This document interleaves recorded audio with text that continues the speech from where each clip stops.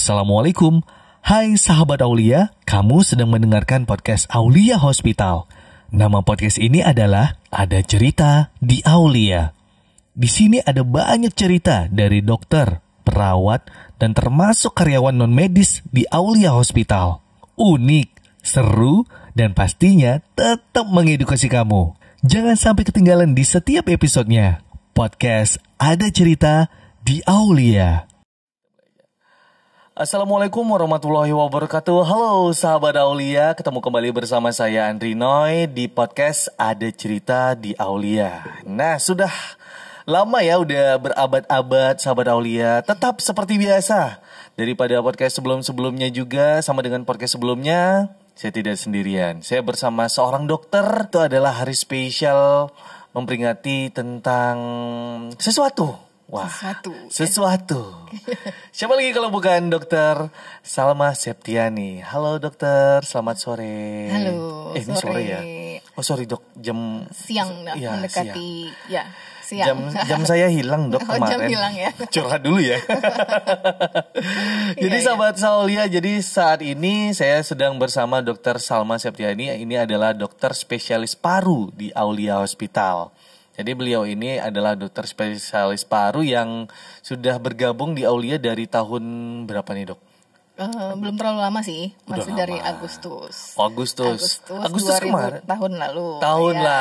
Belum tahun. genap setahun. Belum genap setahun, sebentar lagi setahun ya. Sebentar lagi setahun. Benar.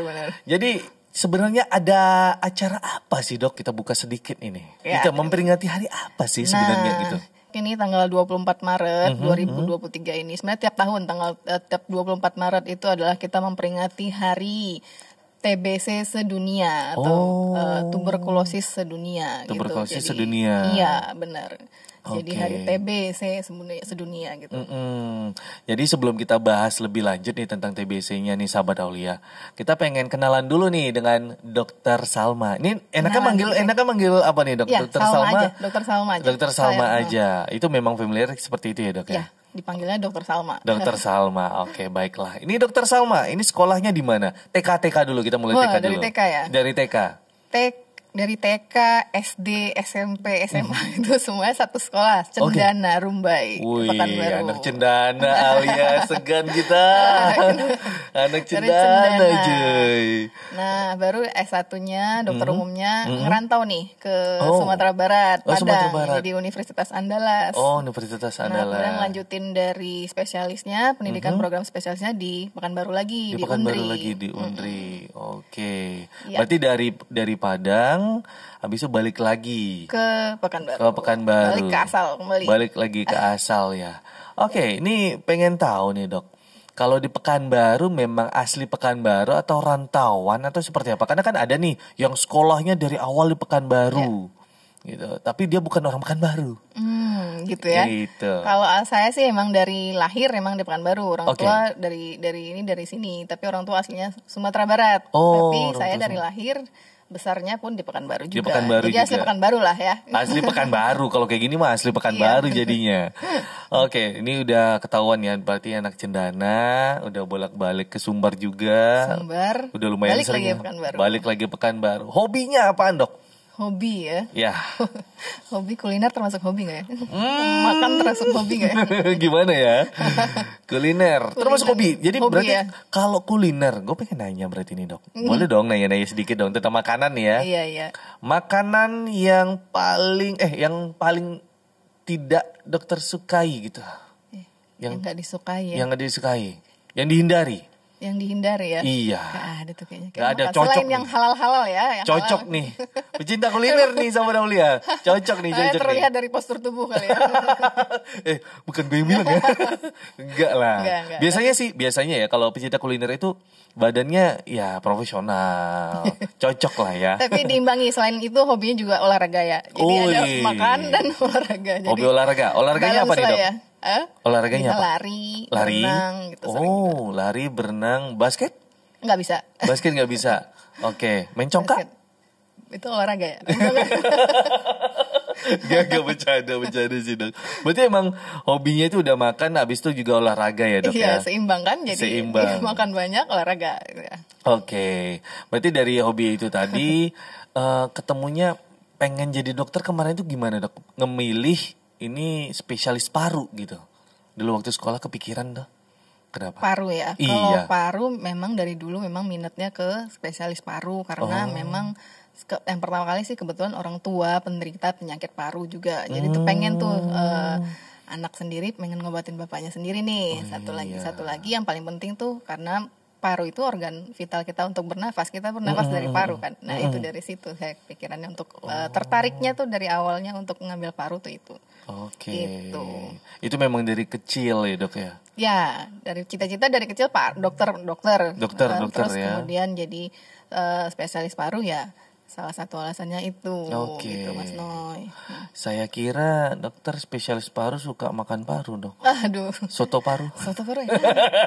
Jangan. Kita lagi puasa. Puasa ya. Ya Allah mancing Jangan, buat aja. berbuka nanti. Oh berbuka nanti untuk berbuka ya sahabat Aulia. Oke nih dokter, ini pengen berbicara tentang TBC ya. Ya. Ini jujur nih dok. Nah juga sebenarnya sih belum terlalu tahu dengan TBC dan menganggap ini orang awam banget nih, menganggap ini TBC kayak sama gitu dengan yang kata orang di luar itu kayak muntaber dan segala macam gitu. Dan itu berbeda ya dok ya. Beda. Oke. Kalau TBC ini kan yang jelas dia penyakit paru, penyakit saluran pernafasan, penyakit saluran pernafasan yang dia infeksi dia sifatnya dan dia menular. Menular dia. Penyebabnya apa? Ya pertama yang penyebabnya adalah kuman atau bakteri yang kita sebut dengan Mycobacterium tuberculosis gitu. Kalau muntaber kan ya muntah berakan kalau panjangan itu. Jadi ini kalau organnya adalah yang dikenai paru. Gitu. Kan tapi TBC ini nggak hanya serta-merta hanya paru yang dikenai organnya. Ada juga namanya TBC selain dari paru, ada TBC dari kelenjar limfe, kemudian dari TBC kulit juga ada, saluran pencernaan juga ada, sampai bahkan ke otak ataupun tulang juga ada yang namanya TBC gitu. Jadi dia menyerang semua organ gitu. Oh berarti tapi bukan yang cuma terbanyak, paru. ya, tapi yang terbanyak yang paling sering kasusnya adalah paru. Oh gitu. Berarti berbeda nih sahabat Aulia. Kayaknya gua aja nggak tahu nih. Iya. Kita perkenalan dulu nih. Ngobrol-ngobrol biar tahu ya. Iya, perkenalan dulu nih dengan TBC. Berarti TBC ini bukan berarti dari yang penyakit tadi beda ya dok ya, berbeda ya? Berbeda, tapi dia yang jelas adalah penyakit infeksi pernafasan yang menular. Penyebabnya tadi yang Mycobacterium tuberculosis, nama kumannya atau bakterinya. Gitu. Bakterinya. Nah, cara penularannya seperti itu ya dok ya. Berarti kalau penyebabnya tadi itu biasanya apakah dari makanan? Itu kan dari udara ya. Biasanya orang pertama kali terkena itu dari mana? Dia termasuk penyakit airborne disease ya. Jadi dari saluran udara yang kita hirup gitu. Jadi bukan dari makanan, bukan dari makanan ya. Lingkungan yang toksik mungkin ya, karena orang membuang dahak sembarangan, orang yang terinfeksi TBC buang dahak sembarangan, kemudian dahak yang itu terhirup oleh orang yang sehat bisa menjadi penyakit di bagian orang yang sehat tadi gitu. Jadi dia sumbernya adalah dari percik renik dahak ataupun yang terhirup ke dalam saluran pernafasan kita gitu. Bukan dari makanan. Bukan dari makanan ya dok ya? Enggak, makanan sih nggak ada penyebab dari TBC gitu. Oh gitu. Oke, berarti memang dari infeksinya dari udara ya dok ya? Udara yang mengandung kuman atau bakteri Mycobacterium tuberculosis tadi gitu. Itu cara penularannya gitu. Jadi kayak orang ada yang ngeludah sembarang. Nah iya, ngeludah sembarang. Dia terinfeksi nih. Dia lagi sakit TBC nih, TB nih, terus dia ngeludah dahaknya sembarang yang notabene dahaknya itu aktif dari kuman TBC tadi. Kemudian diterbangkan angin, kemudian terhirup sama kita nih, terhirup. Nah, masuklah dia. Tapi nggak semua orang yang terpajan oleh kuman TBC tadi serta-merta mempunyai atau menjadi penyakit TBC. Gitu. Karena apa ya? Kita dikasih sama Allah atau Tuhan kita semuanya pasti ada daya tahan tubuh, sistem imun kita. Jadi bisa apa-apa yang masuk ke dalam tubuh kita pasti ditangkis dulu oleh sistem imun kita. Nah itu dia tadi, tidak serta-merta semua kuman TBC tadi menjadi penyakit ke dalam tubuh kita. Nah siapa saja yang bisa menjadi jatuh ke sakit TBC tadi gitu.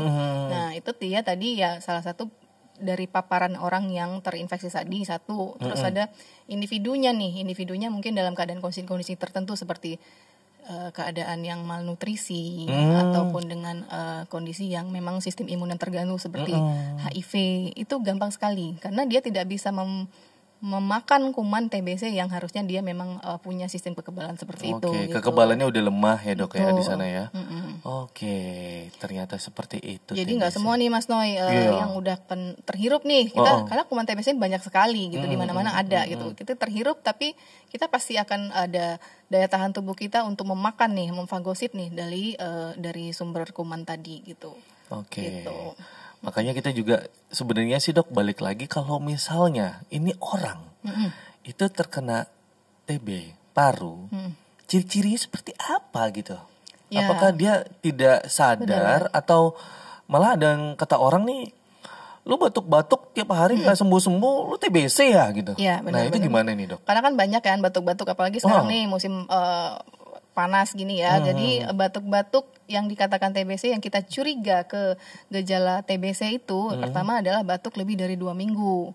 Dia batuk produktif lebih dari 2 minggu, kemudian disertai nih dengan kadang-kadang tuh demam. Demam tuh tidak terlalu tinggi, biasanya subfebris kalau kita bilang. Demam tidak terlalu tinggi, sering keringat malam, kemudian penurunan berat badan. Nah, penurunan berat badan, kemudian terasa berat di dadanya, kemudian rasanya penurunan berat badan, demam, keringat malam tuh yang paling penting tuh. Terus yang paling pasti itu ya batuknya lebih dari 2 minggu nggak sembuh-sembuh gitu. Nggak sembuh-sembuh ya dok ya. Oke, ini kayak flashback kayak waktu itu. Jadi kebetulan gue kemarin waktu itu ada dapat batuk juga sih dok. Sebelum ulang tahun Aulia sebelumnya ini curhat sedikit ya sama Aulia. Curhat sedikit. Jadi sempat itu batuknya malah sampai berapa minggu gitu, lebih dari sebulan kalau nggak salah. Sampai di sini tuh rasanya kayak udah luka gitu. Radang gitu ya. Kayak radang luka gitu. Jadi kayak ngomong itu kayak ada terluka gitu dia. Bukan di sini dok, tapi di sini. Itu hati ya. Itu hati. Beda. Sekarang hati beda. Jadi di sini udah kayak aduh rasanya gitu. Terus teman-teman juga banyak pada bilang, "Bang, periksalah. Kayaknya Abang TB tuh gitu." Nah, jadi curiga kayak iya nggak sih, tapi belum ada ngecek nih dok. Iya benar. Belum ada ngecek, malah takut. Terus hilang sendiri gitu. Malah takut sampai akhirnya udah nerapin, ada teman yang nerapin kalau radang kayak gitu jangan minum yang aneh-aneh, coba minum air putih, istirahat yang cukup, minum obat mungkin ya seperlunya gitu, secukupnya aja gitu. Jadi kayak ya hilang sendirinya. Ya, itu. Tapi kalau untuk bagian yang kayak ada dahak bercampur darah dan sesak nafas kayaknya nggak ada. Tapi batuknya itu lama. Malah orang masyarakat nganggapnya itu kayak ini udah TB dia nih, ini udah TB gitu. Ya, memang kalau dari masyarakat mimik orang sakit TB itu gimana gitu ya, harus diisolasi, harus dikucilkan gitu kan. Sebenarnya tidak gitu ya. Tapi yang penting kita tahu gejalanya apa. Yang pertama yang itu tadi secara klinis kita ngelihat orangnya itu tadi batuknya lebih dari 2 minggu, berat badan, demam, keringat malam, kemudian kadang-kadang yang udah berat itu batuknya bercampur darah gitu, batuk darah, terus ya diikuti dengan pemeriksaan dahaknya, harusnya kita periksa pemeriksaan dahaknya dan kemudian atau nama pemeriksaannya bakteriologis. Kemudian ada lagi pemeriksaan yang lebih ini lagi secara radiologis. Kita lihat foto ronsennya atau foto toraksnya kalau dalam bahasanya. Jadi jika kesemuanya mendukung, itu secara klinis juga mendukung, ya berarti memang TBC. Mas Noy nggak sampai cek dahak dan nggak sampai cek dahak. Foto ronsen nggak sampai. Tapi direkomendasiin coba cek bang. Pada khawatir kan. Apalagi klien-klien yang ngelihat Bang ini batuk-batuk terus nih. Bang bahaya nih bang gitu. Malah udah pakai masker terus, mau pakai masker. Ya memang yang paling penting sih etika batuk dan bersin ya. Kita harus menjaga itu. Dia namanya penyakitnya menular. Jadi kita harus etika batuk dan bersin harus dijaga memang gitu. Oh gitu. Sudah mulai jelas kelihatan ini TB ini seperti apa. Nanti kalau nyampe rumah kasih tahu mama lagi ya. Ya benar. Harus dikasih tahu juga nih anak-anak atau orang dewasa yang kena nih dok biasanya. TB tidak mengenal dia semua usia bisa, terutama usia produktif terutama ya. Terus anak-anak juga ada yang TBC. Orang tua pun bisa ada yang TBC. Dan tidak mengenal dia profesor misalnya gitu. Profesor juga bisa kena TBC. Iya. Pangkat bawah juga bisa TBC. Semua dia tidak mengenal, dia mengenai semua kalangan. Kalau untuk kayak Alia gitu Dok, dia anak rumahan, introvert banget gitu, nggak keluar gitu, Iya, bisa ya. kena TBC juga Bisa, berarti ya? Oh bisa. bisa hati-hati lu. Sudah pernah. Udah kena. Oh iya, dia survivor juga dia. Oh iya. Boleh. Kursi, mohon maaf ya, kursi cuma 2 Al, mic-nya cuma 2 nih. Besok kita tambah lagi 1 mic-nya ya. Iya. Udah pernah ya, berarti udah ngerasain gimana TBC. Udah ngerasain, nanti bakal tanya-tanya lagi sama Iya, Alia benar. gimana rasanya ya. Nah, kita udah berbicara tentang tadi siapa aja yang kena, terus bagaimana kenanya. Terus ini yang mau ditanyain pencegahannya nih Dok. Ini Iya. sebenarnya seperti apa sih? Kalau misal udara, berarti kan serba takut nih gitu, kayak aduh itu orangnya suka ngeludahan sembarang nih. Aduh ini gini-gini gitu. Jadi parno nih. Jadi pencegahannya seperti apa gitu? Ya, sebenarnya pencegahannya yaitu sebenarnya kita harus menjaga pola hidup bersih dan sehat ya. Satu, olahraga teratur satu. Itu Oke. secara individu yang general gitu. Tapi kalau memang kita sering terpapar dengan orang yang sering batuk-batuk yang kita curiga TBC, ya tentunya yang si penderita ini harusnya menjalankan etika batuk bersin Oke. itu. Batuk nggak boleh sembarang batuk, harus tutup mulutnya atau dengan lengan etika batuknya seperti itu, atau membuang dahak sembarangan. Tadi kita bilang dia droplet nuklei, artinya percik renik dahak atau bahan yang kita keluarkan dari batuk ini ya, itu bisa penyebabnya dari situ gitu. Pencegahannya itu kita satu lagi kalau bisa tutup mulut ya seperti itu gitu.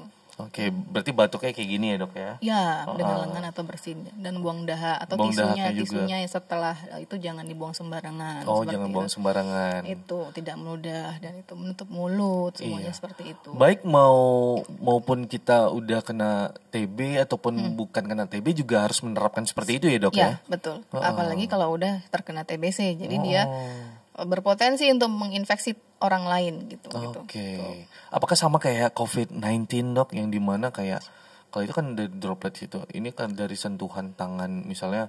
Kalau TBC enggak, kalau dari TBC enggak sentuhan ya? enggak dari, Oh, sentuhan enggak ya? Enggak, sentuhan enggak. Makanya jangan dikucilkan. Iya. Kalau orang TBC tidak boleh dikucilkan, tidak boleh Nggak boleh diisolasi. dikucilkan, Sobat Aulia, jangan. Iya. Oke. Jadi dari situ. Oke, dari situ berarti dari sentuhan enggak ya Dok ya? Tapi kalau nanti dia sudah terinfeksi TBC, tentunya dia harus minum obat yang teratur. Memang Oke. agak capek kalau minum obat TB ini sampai berbulan-bulan. Oh. Minimal 6 bulan. 6 bulan kita minum obatnya. Kita minum obat terus teratur minumnya dan kalau nanti terjadi ada efek samping setelah minum obat, jangan diberhentiin dulu. Konsultasikan lagi ke dokternya kembali gitu. Karena memang beberapa obat TBC itu ada yang menyebabkan efek samping. Salah satunya yang mual muntah hebat, kemudian di kulitnya terjadi kayak gatal-gatal gitu, seperti itu, atau keadaan hepatitis imbas obat atau namanya gitu. Tapi jangan diberhenti, konsultasi ke dokternya kembali. Kita pasti akan punya pilihan terapi yang lain. Jadi kadang-kadang orang yang sudah minum obat TBC itu obatnya nggak cocok, obatnya bikin efek samping banyak gitu. Oh, seperti itu. Itu Ya. itu pencegahan penularannya tadi ya Dok ya. Iya. Jadi kayak minum Minum obat. obat teratur, rutin. Kemudian evaluasi juga harus ada nih dari awal sampai akhir pengobatan. Oke. Tuh. Berarti kalau misalnya di dalam rumah ini Dok ya. Satu rumah. Misalnya nih, gue punya adik, dia kena TB gitu. Nah, kami itu satu kamar gitu tidurnya. Itu nggak masalah Dok? Beresiko pasti ada. Oke. Beresiko pasti ada, berpotensi karena dia kan pasti satu rumah dengan lingkungan TB yang positif gitu. Jadi caranya adalah yang paling penting Mas Toy harus screening nih. Kalau udah ada tuh gejala batuk yang tadi saya bilang, batuk lebih dari 2 minggu, demam, berat badan turun, itu periksakan baik secara pemeriksaan bakteriologis dahaknya ataupun secara radiologis dari foto ronsennya tadi. Kemudian, tapi kalau di rumah itu ya yang paling penting ya ventilasi. Jadi ventilasi pertukaran saluran Sirkulasi udaranya. sirkulasi udara, pencahayaannya. Karena kuman TBC kalau dengan sinar matahari dia mati gitu. Oke, memang luar biasa sinar matahari ini ya. Ya benar. Jadi itu pencegahannya dari kalau satu rumah ya, apalagi dengan ruang rumah yang mungkin kecil, jadi ventilasi udara nggak ada, sirkulasi udara nggak baik, terus bisa dari situ. Oh, seperti itu. Tapi yang paling penting yang pasien TBC-nya harus ya itu tadi etika batuk, bersin, buang ludah tidak sembarangan. Oke. Nah, sejauh ini dok, ini pertanyaannya mungkin agak gimana ya? Ya. Sejauh ini Apa tuh? TB itu ada nggak pasien yang sampai meninggal gitu dok? Banyak sih. Pasiennya banyak meninggal karena ya maksud saya kemungkinan meninggal pasti ada gitu. Oke. Apalagi pasien-pasien yang udah terlambat dalam pengobatannya, kemudian tidak teratur dalam minum obatnya, ataupun pasien-pasien dengan kondisi khusus yang tadi saya bilang udah keadaan malnutrisi atau dengan pasien dengan HIV gitu, diperberat dengan TBC-nya. Jadi jatuh ke keadaan yang meninggal itu ya ada gitu. Oh, Pasti ada ya dok ya. Mengerikan sahabat Aulia. Kalau nggak diobatin ya kemudian bisa ada komplikasi yang lain. Komplikasinya makin banyak ya dok ya. Banyak, gitu. Makin meluas jadinya Bisa. di sana ya. Waduh, lumayan juga nih. Itu ya. Jadi Harus kita berantas nih TBC-nya. iya harus diberantas. Tapi jadi keinget nih dok, cerita sedikit. Ya. Ini pengalamannya agak gak enak nih. Jadi waktu itu posisi lagi di Kota Malang. Jadi Malang. lagi ya kebetulan lagi ada event juga di rumah saudara di sana, netap di sana. Kebetulan itu naik angkutan umum. Jadi ada kejadian yang tidak mengenakan. Sebenarnya sih itu tidak terjadi apa-apa, masih normal. Tiba-tiba salah satu penumpang turun, posisi itu gue lagi di depan pintu gitu, lagi duduk. Si mbaknya keluar, terus ngarah ke gue, langsung lihat, langsung ludah. Waduh. Tahu nggak tuh setelah podcast ini masuk, gue keinget jadi kayak, waduh. Semoga dia nggak yang terinfeksi TB ya. Iya. Yang tapi semoga nggak terinfeksi TB. Iya, aduh, kepikiran jadinya. Jadi Iya. memang posisi waktu itu apa ya, mungkin karena kejadian di angkot itu kayaknya si mbaknya ribut sama si ibu perkara jendela nggak dibuka gitu ya. Jadi keinget flashback di situ. Langsung udah ya. Tapi memang edukasi dari saudara yang memang juga di mungkin bagian dari tenaga kesehatan Medis juga ya. tenaga medis, jadi memberitahukan bagaimana langkah-langkahnya gitu, langsung dikasih tahu. Memang sih awalnya juga dikasih tahu itu dengan tertawa sih. kok bisa ya udah langsung gitu. Iya. Tapi tetap karena dia tertawain, jangan panik, tenang gitu, karena kalau panik ntar mikir yang aneh-aneh gitu. Tapi sekarang mikirnya jadi aneh-aneh nih dok. Jadi aneh-aneh ya. Jadi aneh-aneh ini. Jadi sahabat Aulia, ayo kita berantas TBC. Caranya dengan kayak gimana sih dok? Cara berantasnya gitu. Ini ada dari program nasional kita TOS TB namanya. Oh, TOS. TB. TOS TB ya, oke. Obati sampai sembuh. Jadi Sampai kita harus sembuh. mencari kasus, temukan TBC-nya itu. Jadi orang jangan malu, jangan takut kalau didiagnosis Nah, itu TBC gitu. Dia bisa sembuh, dia bisa diobati asal rajin, asal rutin minum obatnya gitu. Oke. Terus kita obatinnya juga rutin minum obatnya, tidak boleh lalai minum obat sampai sembuh. Sampai Jadi sembuh. TOS TB. TOS TB. Temukan. Karena memang mungkin obati sampai sembuh. temukan, obati sampai sembuh. Memang sebagian orang juga masih agak malu ya untuk Ya. mengakui TB ataupun enggak gitu. Karena juga sebenarnya bukan di TB aja, penyakit-penyakit lainnya juga masyarakat tuh masih kayak enggak aku baik-baik aja, enggak gitu. Karena ya itu dia kan infeksinya menular. Jadi Indonesia nih Mas Noy itu kita peringkat 2 Oh. dunia, juara 2 nih kita. Juara 2 dan untuk kita peringkat tidak TBC. kita tidak boleh bangga sahabat Aulia. Nah, Jangan juara yang bangga. kali ini tidak boleh bangga. Tidak itu. boleh bangga. Yang nomor satunya India. Nah kita juara 2 untuk kasus TBC terbanyak gitu. Memang agak beda Vrindavan ya. Gitu ya. Iya, Jadi kasusnya yang terbanyak di Indonesia, habis itu ke yang ketiga China, terus Filipina gitu. Oh gitu. Nomor 2 di Indonesia. Kita bisa nih Di di dunia. peringkat. Di dunia. Di Indonesia. Iya, nomor 2 di dua. dunia. Kita bisa turun ke peringkat, kalau bisa nggak ada sama sekali sih. Semoga nggak pengen juara 1 ya. Jangan. Jangan Tidak ya. tidak boleh sahabat Aulia, karena itu lumayan cukup mengerikan. Tapi pernah nggak sih dok, ada yang dia itu tadi kan dokter bilang harus rutin minum obatnya. Iya. Pernah nggak sih dia itu sampai nggak sembuh gitu dok gitu? Iya. Banyak yang nggak sembuh-sembuh tuh, tapi dengan berbagai alasan. Satunya Mas Noy, satu ya dia nggak minum obat teratur. Satu, terus kemudian udah ngerasa baik dia hentikan obatnya sendiri.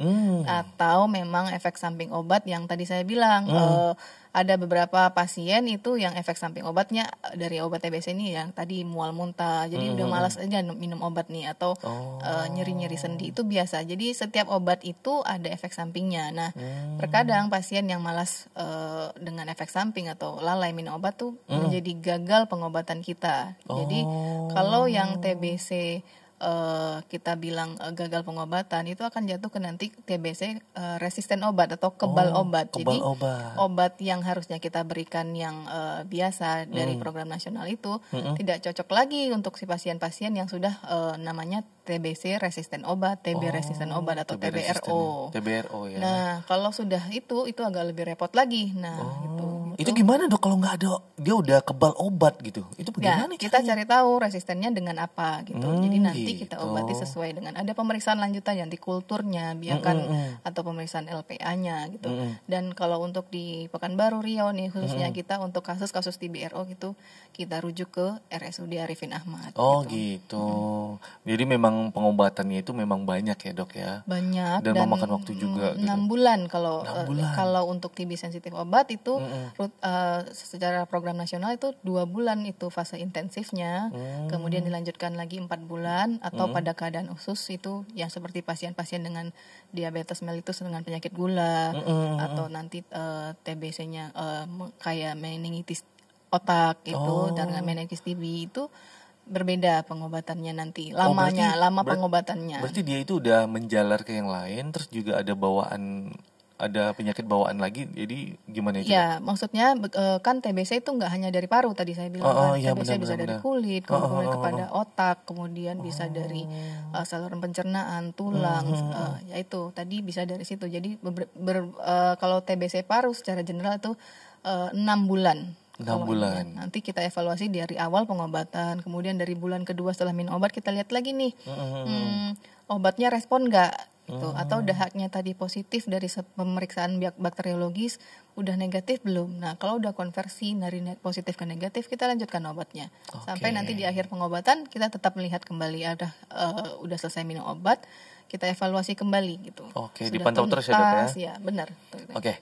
Ini mungkin kalau selama pengobatan nih dok, selama pengobatan itu apakah boleh melakukan aktivitas sehari-hari atau hanya di kamar atau bagaimana itu dok? Justru bagus melakukan aktivitas. Orang TBC beraktivitas seperti biasa aja. Artinya yang tidak gejala klinisnya makin berat ya, sesak nafas terlalu hebat itu ya, itu nggak boleh beraktivitas fisik biasa lah. Nggak bisa dok. Iya, jadi justru orang-orang TBC itu harus kita ajarkan atau edukasi untuk berolahraga, aktivitas seperti biasa, pola hidup bersih dan sehat, makan teratur, seperti itu. Hindari rokok. Hindari rokok, ya. Salah satunya situ. Gue nggak ngerokok sih dok. Nggak ngerokok ya. Nggak ngerokok. Bagus. Hidup sehat. Hidup sehat ya. Olahraga sering nggak? Olahraga teratur nggak? Iya sih, boleh kita coba nanti kita. Boleh ya. Diajakin kenapa? Ajakin olahraga gitu. Olahraga ya. Ya olahraga bareng gitu. Ya ini penontonnya pada diam-diam aja ya, diajakin olahraga bareng kenapa gitu.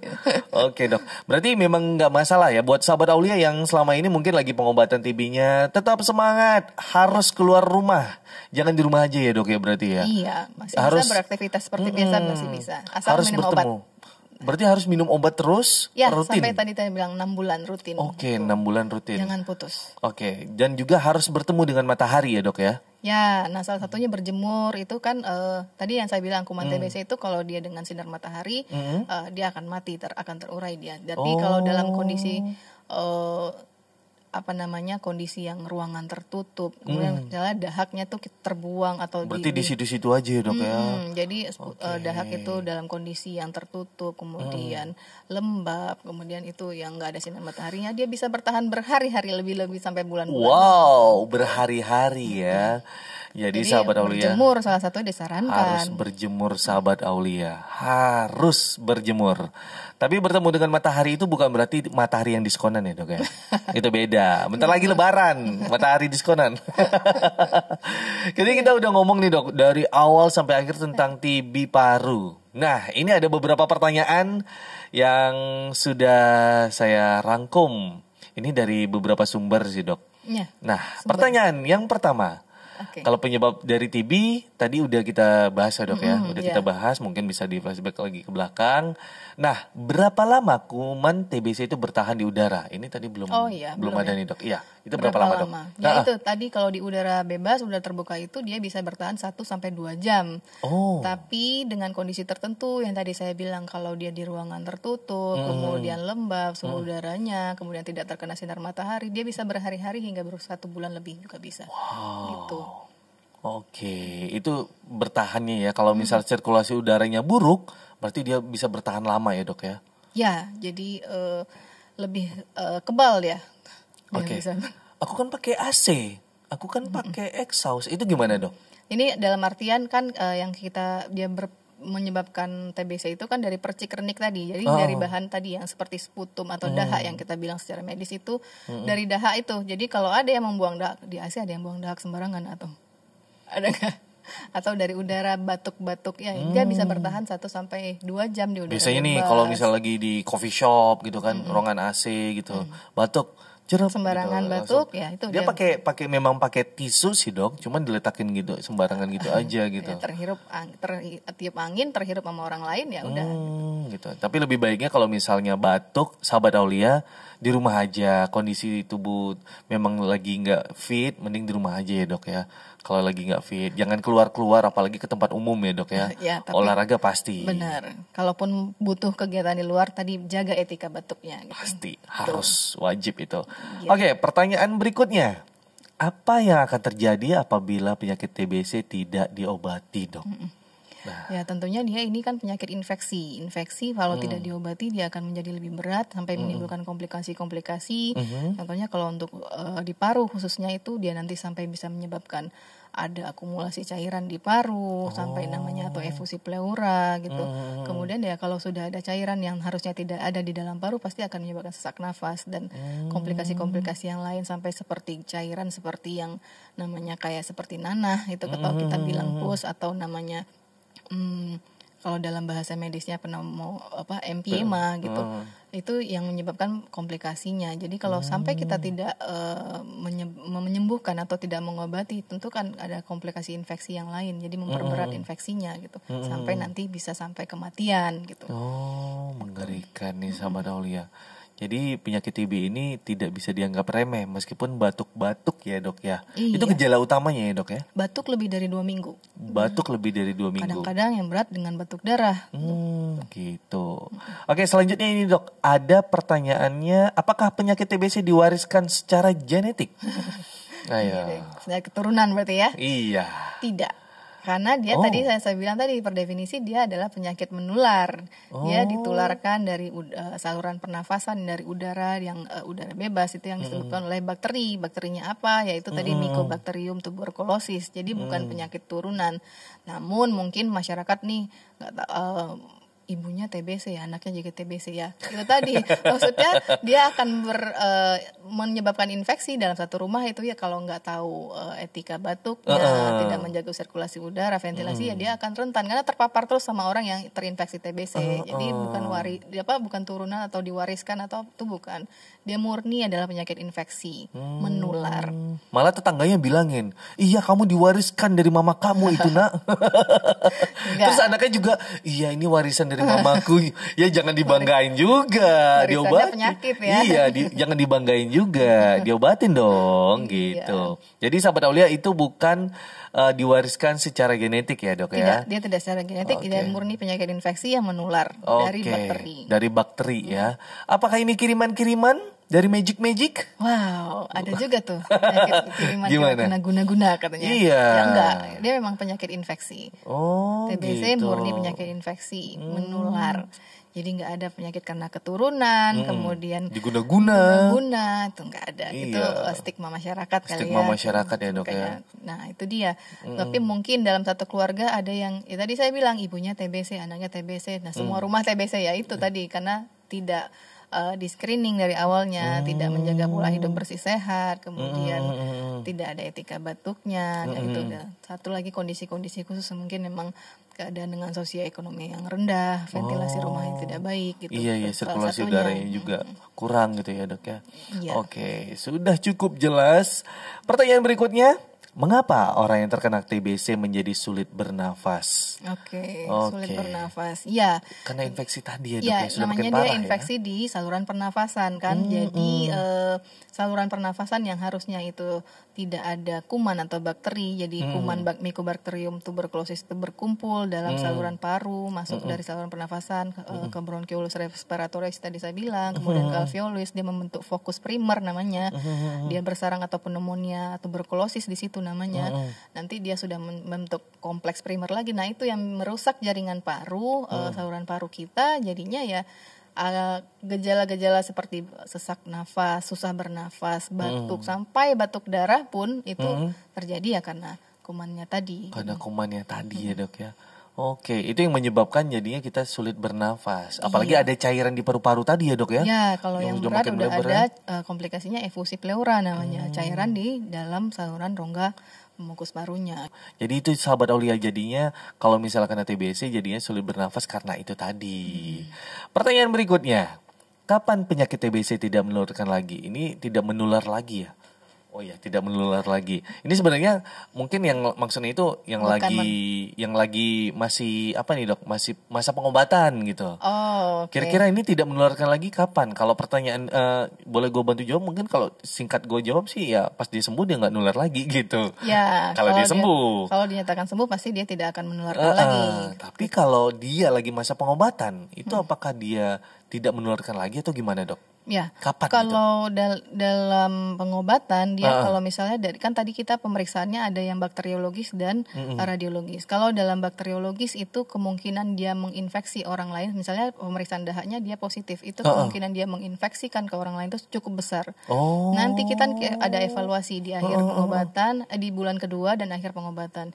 Jika nanti dia sudah negatif, itu kemungkinan infeksinya sedikit kecil ya gitu. Menginfeksi ke orang lain itu kecil gitu. Dari yang tadi dahaknya memang viral jumlah kuman loading kumannya terlalu banyak itu dia akan nantinya akan potensi menginfeksi orang lain itu cukup besar. Tapi kalau sudah dia negatif itu masih ada kemungkinan tapi sedikit gitu. Tapi sedikit ya dok ya. Oke, hampir sama kayak COVID-19 yang kemarin. Kalau dia itu kan pakai ini ya dok ya. Apa sih namanya? City value gitu ya. City value ya. Kalau ini pemeriksaan bakteriologis atau namanya BTA atau pemeriksaannya GenExpert atau TCM, tes cepat molekular gitu namanya. Gitu. Kita mendeteksi dari bakterinya dari situ gitu. Di samping yang paling penting sih kita melihat gejala klinisnya.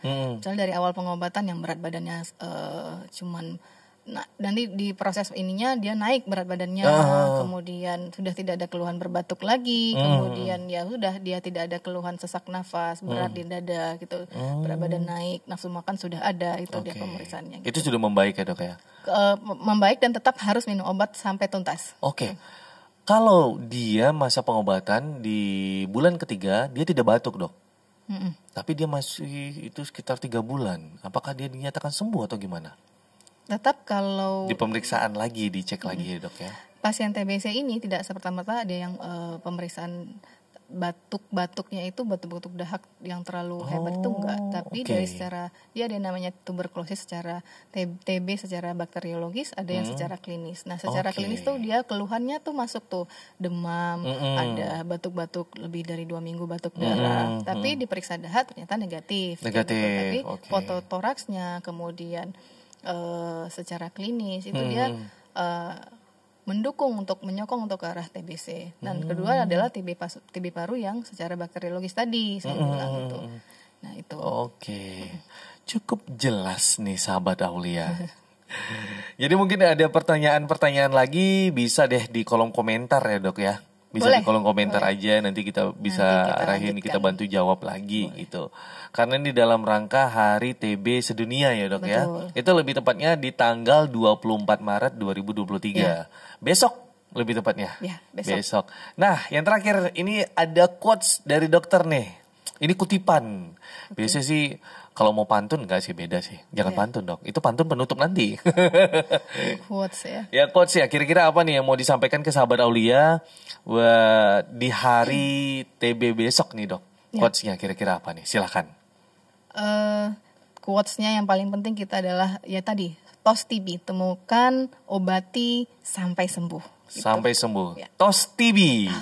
Tos TB temukan, obati sampai sembuh. Ya. Luar biasa Dokter Salma. Luar biasa. Cukup jelas Dok, ini jadinya makin nambah ilmu gue nih. Semoga bermanfaat ya. Bermanfaat sekali untuk Anda juga sahabat Aulia yang lagi nonton ini, lagi menunggu waktu berbuka. Waduh enak banget ya nunggu waktu berbuka. Nah itu liatin tuh gorengan di belakang gosong tuh. Biasanya mama kayak gitu tuh. Mama ya. Iya mama kayak gitu tuh, saking-saking liatnya gitu ya, nengok di YouTube gitu. Terima kasih sahabat Aulia yang sudah menonton podcast ini, podcast Ada Cerita di Aulia. Sampai ketemu di episode podcast Ada Cerita Aulia di berikutnya. Oke, terima kasih banyak. Sampai ketemu. Saya Andri Noi pamit. Assalamualaikum warahmatullahi wabarakatuh. Waalaikumsalam.